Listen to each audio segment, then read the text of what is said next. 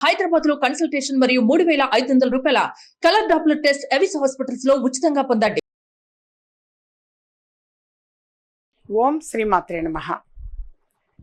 వాస్తవంగా దసరా శరన్నవరాత్రులు అనగానే ఒక ఆర్భాటంగా అమ్మో అమ్మో అని చెప్పేసి కూడా కొంతమంది భయపడుతూ ఉంటారు.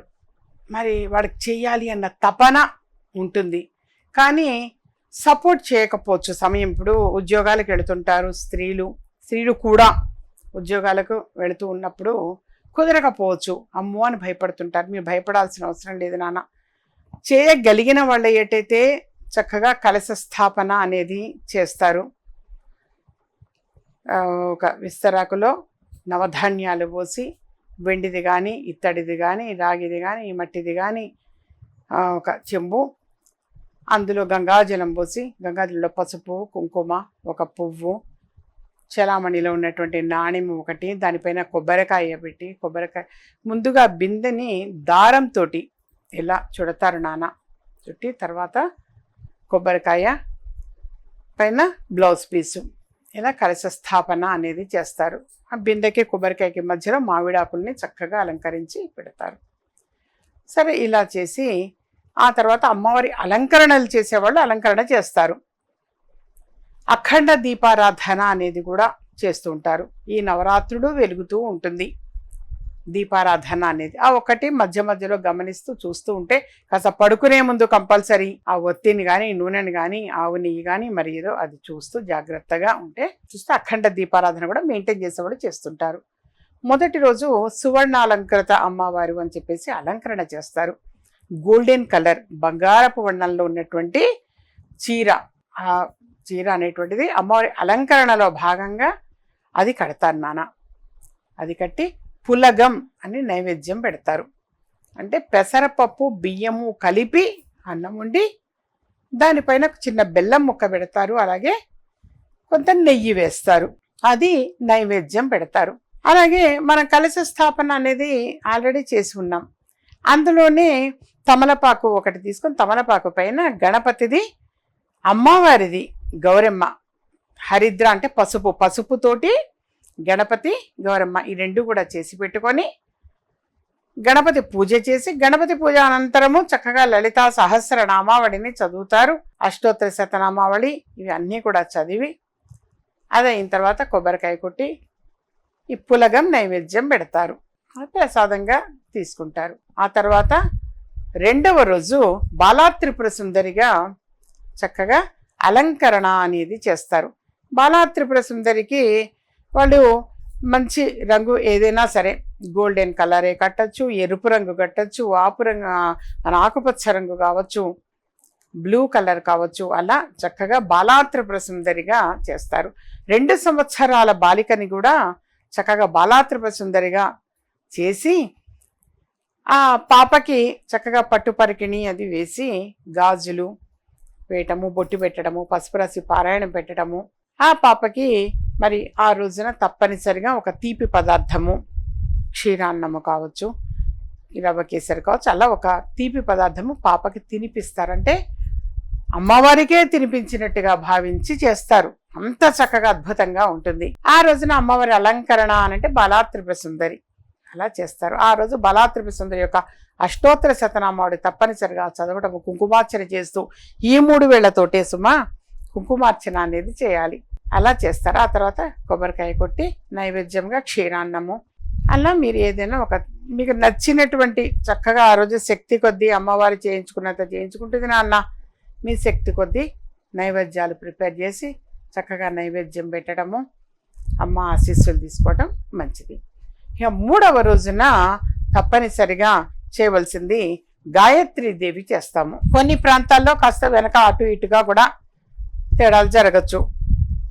గాయత్రి అమ్మవారుగా అలంకరణ అనేది చేస్తారు. గాయత్రి మాతకి చక్కగా మరి గాయత్రి అష్టోత్తర శతనామావళి చదవడము, గాయత్రి అమ్మవారి కూడా పూజా ప్రాసెస్ విధి విధానంగా చేసి ఆ రోజు అలంకరణ గాయత్రి మాతగా చేసి నైవేద్యంగా గాయత్రి మాతకి వాస్తవంగా మహానైవేద్యం పెట్టచ్చు. మరి గాయత్రి మాత అనంటే మనం ఏ నైవేద్యం పెట్టినా ముందు గాయత్రి మంత్రం చదవకుండా నైవేద్యం పెట్టాం.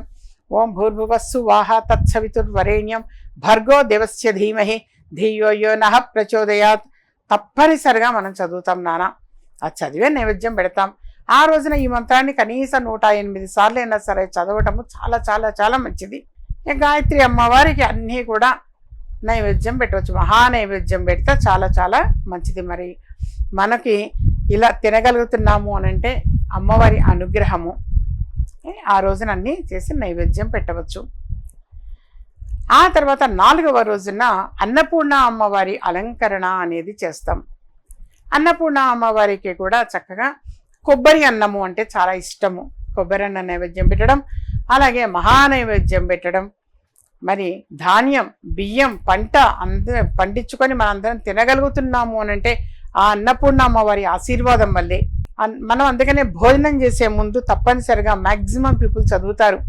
అన్నపూర్ణే సదాపూర్ణే శంకర ప్రాణవల్లభే జ్ఞాన వైరాగ్య సిద్ధ్యర్థం భిక్షాం దేహీ చ పార్వతి మాతా చ పార్వతీ దేవో పితా దేవో మహేశ్వర బాంధవా శివభక్తేశ్చ స్వదేశో భువనత్రయం అని చెప్పి తప్పకుండా అమ్మవారిది, అన్నపూర్ణ అమ్మవారిది కనీసం ఈ ఒక్క శ్లోకమైనా సరే చదివి మనం భోజనం ప్రారంభిస్తాం నాన్న.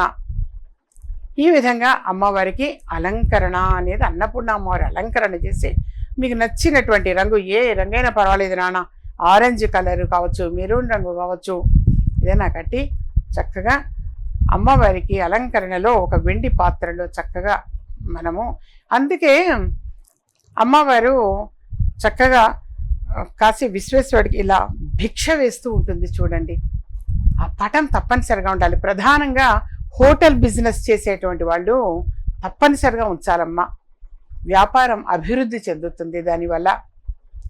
అలాగే ఆ తర్వాత 5వ రోజున లలితా త్రిపుర సుందరి, మన బంగారు తల్లి లలిత అమ్మవారిది. ఆ రోజు లలితా సహస్రనామావళిని చదవటము, అష్టోత్తర శతనామావళి చదవడము, కుంకుమార్చన చేస్తూ, అలాగే అమ్మవారికి చక్కగా లలితా అమ్మవారిది మరి చెరకు గడ చేతిలో పెట్టి ఉంచి అలా అలంకరణ అనేది లలితా త్రిపుర సుందరి అలంకరణ చేసి మరి అమ్మవారికి పులిహోర, గారెలు నచ్చినవన్నీ కూడా చక్కగా మీరు చేయగలిగినంత శక్తి, అంతే ఎంత శక్తి ఉందో అంత చక్కగా చేయవచ్చు. నైవేద్యం పెట్టి కొంతమందికి ప్రసాదం పంచండి. ఆ తర్వాత 6వ రోజున మహాలక్ష్మి అమ్మవారి అలంకరణ. మరి ఆ మహాలక్ష్మి అమ్మవారి యొక్క అష్టోత్తర శతనామావళి కావచ్చు, మహాలక్ష్మి అష్టకం కావచ్చు, శ్రీ సూక్తం కావచ్చు, ఇవన్నీ కూడా చక్కగా చదవండి నాన్న. మహాలక్ష్మి అమ్మవారి అలంకరణ ఎర్రని పట్టుచీర కట్టండి. అలాగే 108 రూపాయి బిళ్ళలు తీసుకొని అవి నీళ్ళలో కడిగి, పసుపు నీళ్ళలో కడిగి సిద్ధం చేసి పెట్టుకొని ఒక్కొక్క నామానికి ఒక్కొక్క నాణెము, ఒక పువ్వు అనేది లక్ష్మీ అమ్మవారి ముందు సమర్పించండి. ఓం ప్రకృత్యై నమః, ఓం వికృత్యై నమః. అలా ఒక చామంతి పువ్వు ఏదైనా సరే కావచ్చు, గులాబీ పువ్వు కావచ్చు, మీకు అందుబాటులో ఉన్న ఒక పువ్వు, ఒక నాణెము అమ్మవారి ముందు సమర్పించండి. చక్కగా ఆ రోజు లక్ష్మీ అమ్మవారికి మరి చక్కగా తీపి పదార్థం ఒకటి నైవేద్యం పెట్టండి. మీ శక్తి కొద్దీ ఎంతవరకు ఏమి చేయగలుగుతారో చక్కగా చేసి నైవేద్యం పెట్టి మరి కొంతమందికి పంచటము అనేటువంటిది చాలా చాలా విశేషము, మంచిది. 7వ రోజున సరస్వతి అమ్మవారి అలంకరణ అనేది మనం చేస్తాం. తెలుపు రంగు వస్త్రము, తెలుపు రంగు చీరకి ఆకుపచ్చ రంగు కావచ్చు, బ్లూ రంగు కావచ్చు, ఎరుపు రంగు కావచ్చు, అలా అంచు, జరి అంచు ఉన్నటువంటిది కావచ్చు, అలా అంచు ఉన్నటువంటి తెలుపు రంగు చీర సరస్వతి అమ్మవారికి కట్టి తెల్లని పూలతోటి అమ్మవారిని అర్చించటము విశేషం. ఆ రోజున అమ్మవారిని చక్కగా తెల్లటి పూలతో మనం చేసి సరస్వతి అష్టోత్తర శతనామావళి చదువుతూ ఒక్కొక్క పువ్వు సమర్పించటం. అలాగే సరస్వతి అమ్మవారిని మరి మొదటి నుంచి కూడా అందరికీ కూడా మన చిన్నప్పుడు కూడా స్కూళ్ళల్లో చదివించేవాళ్ళు. సరస్వతి నమస్తుభ్యం వరదే కామరూపిణి విద్యారంభం కరిష్యామి సిద్ధిర్భవతు మే సదా పద్మపత్ర విశాలాక్షి పద్మకేసర వర్ణని నిత్యం పద్మలయాదేవి సామం పాతు సరస్వతి. ఇలా చక్కగా సరస్వతి అమ్మవారిని ఆరాధించి ఆ రోజున దధ్యోజనము అని అంటారు. దధ్యోజనము అని అంటే పెరుగు అన్నము అని అర్థం. ఆ పెరుగు అన్నం తప్పనిసరిగా సరస్వతి అమ్మవారికి నైవేద్యం పెట్టి ప్రసాదం పంచాలి. పిల్లలందరితో కూడా సరస్వతి అష్టోత్తర శతనామావళిని చదివించండి నాన్న. ఆ రోజు చాలా మంచిది. అలాగే 8వ రోజున మరి దుర్గాష్టమి అంటే ఇక దుర్గా అమ్మవారి యొక్క అలంకరణ. ఎర్రని పట్టుచీర కట్టడము, అలాగే దుర్గా అష్టోత్తర శతనామావళి చదవడము, మరి దుర్గా అష్టోత్తర శతనామావళి కుంకుమార్చన చేస్తూ చదవటం చాలా చాలా మంచిది నాన్న. అలా చదివి అమ్మవారికి ప్రీతికరంగా గారెలు, పులిహోర బాగా ఇష్టం అమ్మవారికి, పులిహోర గారెలు ఇలా చేసి నైవేద్యం పెట్టడం. అలాగే ఆ రోజు మరి చండీ హోమము అని నిర్వహిస్తూ ఉంటారు ఎక్కువగా. చండీ హోమము వాస్తవంగా చాలా మంచిది నాన్న. దిష్టి పోతుంది, దానివల్ల ఏంటయ్యా అంటే దృష్టి దోషము అనేది తొలగిపోతుంది. అలాగే ఆ రోజున ఓం దుమ్ దుర్గాయే నమః, ఓం దుమ్ దుర్గాయే నమః, దకారముతో కూడిన దుర్గా మంత్రము చాలా చాలా మంచిది. ఓం దుమ్ దుర్గాయే నమః ఈ మంత్రాన్ని 108 సార్లు ప్రతి ఒక్కరూ కూడా చదవండి నాన్న. అలాగే మీరు గమనించారో లేదో, కనకదుర్గ అమ్మవారి గుడికి వెళ్ళినప్పుడు కూడా అమ్మవారి గుడి గర్భగుడి బయట రాసి ఉంటుంది మంత్రం. మరి ఎవరైనా గమనిస్తే కనుక బహుశా అక్కడ ఉండి నిలబడి చదివితే నోటికి వచ్చేస్తుంది అది. అమ్మల గన్నయమ్మ ముగురమ్మల మూలపుటమ్మ చాలా పెద్దమ్మ సురారులమ్మ కడుబారడి ఉచ్చినయమ్మ ధనులో నమ్మిన వేలుపుటమ్మల మనముల నుండడి అమ్మ దుర్గమ్మయమ్మ కృపాబ్ది ఇచ్చుట మహత్వ కవిత్వ పటుత్వ సంపదల్ అని ఆ మంత్రం ఉంటుంది. మేము చిన్నప్పుడే కనకదుర్గ అమ్మవారి గుడికి వెళ్ళినప్పుడు లైన్లో నిలబడి ఉంటే పైన మంత్రం ఉంది. మా మొదటి నుంచి కూడా ఏదైనా గుళ్ళల్లో బయట మంత్రాలు రాసుంటే ఉన్నంతసేపు ఆ మంత్రం చదవటం, చదివిన వెంటనే ప్రాక్టీస్ చేయటం ఇట్లా వాస్తవంగా తెలియజేస్తున్నాను అన్న చాలా చాలా మంచిది. అది మాకు అలవాటు. మా నాన్నగారు అలాగే చదివించేవారు, అందుకని మాకు అలా అలవాటు. మీరు కూడా ఎక్కడన్నా సరే ఏ టెంపుల్కి వెళ్ళినా ఆ మంత్రాన్ని, అంటే ఆ కబుర్లు ఈ కబుర్లు లైన్లో నిలబడి చెప్పుకోకూడదు, చాలా తప్పు. భగవద్ధ్యానంలోనే ఉండాలి. కాబట్టి మంత్రాన్ని చక్కగా చదువుతూ ఉండండి. అలా చదువుతూ ఉంటే నోటికి ప్రాక్టీస్ అవుతూ ఉంటుంది, చాలా మంచిది, మనకి రక్షగా కాపాడుతూ ఉంటుంది. సరే, ఎనీహో చక్కగా ఈ విధంగా దుర్గా అమ్మవారిని ఆ రోజు ఆరాధించడం. ఆ తర్వాత మహానవమి చక్కగా ఆ రోజున మహిషాసుర మర్దిని అమ్మవారి యొక్క అలంకరణ అనేది విశేషంగా చేస్తారు నాన్న. చేసి ఆ తర్వాత అమ్మవారిది చక్కగా మహిషాసుర మర్దిని శ్లోకాలు చదవండి మీరు, చాలా మంచిది నాన్న. అమ్మవారి యొక్క శ్లోకాలు మహిషాసుర మర్దిని అనేటువంటిది ఆ శ్లోకం చదవటం చాలా మంచిది. అలాగే అందులో మీరు ఆ రోజున తప్పనిసరిగా చేయవలసింది అని అంటే, ఆ రోజున కూడా తప్పకుండా మీరు ఒక తీపి పదార్థము, అలాగే పులిహోర భోజనము చక్కగా మన ఆ రోజున తప్పకుండా మహానైవేద్యం పెట్టటము అనేటువంటిది చాలా చాలా విశేషము. అలా ఆ విధంగా మహిషాసుర మర్దిని శ్లోకము అనేటువంటిది కూడా చదవటం చాలా మంచిది. అది కూడా మ్యాక్సిమం పీపుల్కి వచ్చే ఉండొచ్చు. అయ్యగిరి నందిని నందితమోదిని విశ్వ వినోదిని నందినుతే గిరివర వింధ్య శిరోధిని వాసిని విష్ణు విలాసిని జిష్ణునుతే భగవతి హేసితి కంఠ కుటుంబిని భూరి కుటుంబిని భూరి కృతే జయ జయ హే మహిషాసుర మర్దిని రమ్య కపర్ధిని శైలసుతే. ఇది ఈ శ్లోకము తప్పనిసరిగా ఈ దసరా నవరాత్రుల్లో మహానవమి నాడు మాత్రం విశేషంగా మనం చదవవలసినటువంటిది, తప్పనిసరిగా చదవవలసినది నాన్న. ఆ రోజున చదవడము. అలాగే మహానవమి నాడు చాలామంది కూడా ఆయుధ పూజ అని చెప్పేసి కూడా చేస్తూ ఉంటాము. ఆయుధ పూజ చేయటము, వాహన పూజలు అనేవి కూడా నిర్వహిస్తూ ఉంటాము. ఆ రోజున తప్పనిసరిగా వాహన పూజ అనేది కూడా చేస్తారు. ఆ విధంగా చేయటము మరి ఈరోజు విశేషము.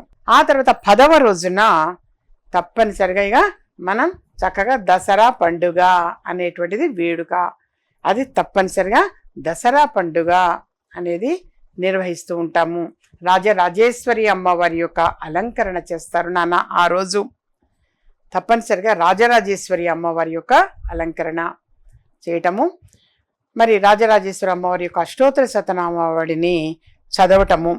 అలాగే ఆ రోజున కూడా అమ్మవారికి చక్కగా శక్తి కొద్దీ ఎవరి ఇళ్లల్లో ఉన్న అలవాటు ఆనవాయితీ ప్రకారము చక్కగా ఆ రోజు పండుగకి అనగానే అనేక రకాల పిండి వంటలు వండడం కావచ్చు, మహానైవేద్యం, ఇవన్నీ కూడా అమ్మవారికి నైవేద్యం పెట్టాలి. తప్పనిసరిగా నైవేద్యం పెట్టి మరి ఈ మొత్తం చేసిన తర్వాత కూడా మనము ఇప్పుడు ఈ అమ్మవారిని పెట్టడం, కలశ స్థాపన చేశాక శ్రవణ నక్షత్రం ఉన్న టైంకి కలశాన్ని కదిలించాలి. ఎప్పుడు కదిలించాలి కలశము అనంటే శ్రవణ నక్షత్రం ఉన్న సమయంలోనే అమ్మవారికి ఇంత పెరుగన్నము అనేది నైవేద్యం పెట్టి కదిలించాలి నాన్న పద్ధతి అది. ఆ విధంగా మరి నవరాత్రుడు అనేటువంటి నిర్వహిస్తాం. దసరా పండుగ ఆ రోజు సాయంత్రం 4 గంటలకి తప్పనిసరిగా జమ్మి చెట్టు దగ్గరికి వెళతాము. జమ్మి చెట్టు దగ్గరికి తప్పనిసరిగా 4 గంటలప్పుడు వెళ్ళాలి. వెళ్ళి జమ్మి చెట్టుకి అక్కడ చక్కగా మన గోత్రము, కుటుంబ సభ్యుల పేర్లు ఇవన్నీ కూడా రాసి జమ్మి చెట్టుకి ఆ కొమ్మకి ఇలా తగిలిస్తారు. ఆ రోజు ఆ పేపర్లోనే సమీతసే పాపం సమశత్రు వినాశనం అర్జునస్య ధనుద్ధారి రామస్య ప్రియదర్శిని అని చెప్పేసి ఆ శ్లోకం రాసి గోత్రము, కుటుంబ సభ్యుల పేర్లు రాసి అక్కడ పెట్టి వస్తారు నాన్న. ఆ తర్వాత వెంటనే పాలపిట్టని చూడాలి అని చెప్పేసి ఒక శాస్త్రం, నమ్మకం. శుభం జరుగుతుంది, విజయం చేకూరుతుంది అని. ఎందుకు అలా చూడాలి అని అంటే విజయం కలగడం కోసం అని చెప్పేసి పాలపిట్టని చూస్తారు తప్పనిసరిగా. అది కూడా మనకి సూర్యాస్తమయం లోపుగానే పాలపిట్టని చూడాలి అని చెప్పేసి సాయంత్రం పూట, కానీ 4-5 గంటల మధ్యలోనే తప్పనిసరిగా పాలపిట్టను కూడా దర్శించుకుంటారు. ఈ విధంగా ఏంటంటే మనకి మొదటి నుంచి కూడా వస్తున్నటువంటిది సాంప్రదాయం ఇది నాన్న. ఈ దసరా నవరాత్రులు అనేటువంటిది ఈ విధంగా సింపుల్గా మీరు చేసుకున్నా చాలు.